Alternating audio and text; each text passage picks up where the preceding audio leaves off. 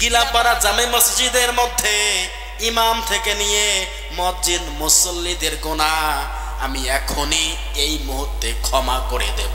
বলি আল্লাহু আকবার। এখনই এই মসজিদে যারা অবস্থান করছে এদের জীবনের সবগুলো গুনাহ আমি ক্ষমা করে দেব।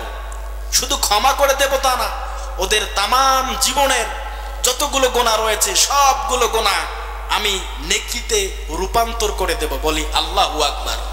শর্ত তিনটা। কয়টা? তিনটা শর্ত। মসজিদের ইমাম মুয়াজ্জিন থেকে নিয়ে যদি মুসল্লিরা এই তিনটা সিদ্ধান্ত নিয়ে মসজিদ থেকে বের হতে পারে, আমি আল্লাহ পাক গ্যারান্টি দিচ্ছি ওদের তামাম জীবনের গুনাহগুলো আমি মাফ করে দেব। এই তিনটা শর্ত জানা দরকার আছে না নাই? এক নম্বরে ইল্লা মান তাবা, তাওবা করা লাগবে। কি করা লাগবে? তাওবা করা লাগবে। রব্বুল আলামিন জীবনে যতগুলো ভুল কাজ করেছি আর করব না, আর ভুল পথে পা বাড়াবো না। এতদিন মানুষকে ঠকিয়ে ফাঁকি দিয়ে খেয়েছি, আর করব না।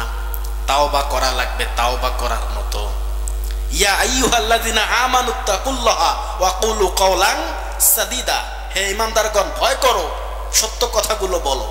তাওবা করতে গেলেও আপনাকে একবারই তাওবা করতে হবে। তাওবা সবার জন্য নয়। আপনি এখন তাওবা করলেন, বাড়িতে গিয়ে আবার সব ভুলে গিয়ে আবার ওই আগের মতোই, ওই তাওবা কবুল হবে? তাওবা এরকম না। তাওবা মানে কি করা? ফিরে আসতে হবে।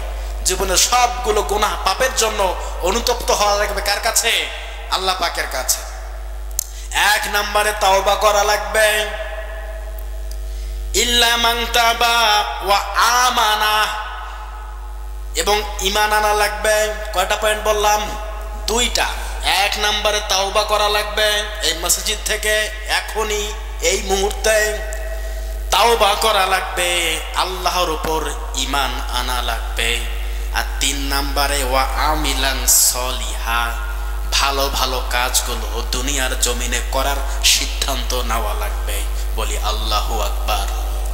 এই তিনটা বিষয় কেউ যদি এখনই এই মসজিদ থেকে করে বের হতে পারি, আল্লাহর কসম করে বলছি, আল্লাহ পাক সূরাতুল ইব্রাহিমের ৭০ নম্বর আয়াতটা কি এমনি এমনি নাজিল করেছেন? কথা বলেন। আল্লাহ পাক নাজিল করে জানিয়ে দিচ্ছেন, তিনটা সিদ্ধান্ত যদি তোমরা নিতে পারো, আমি তোমাদের জীবনের গুনাহ সবগুলো মাফ করে দেব, এই মুহূর্তে মাফ করে দেব।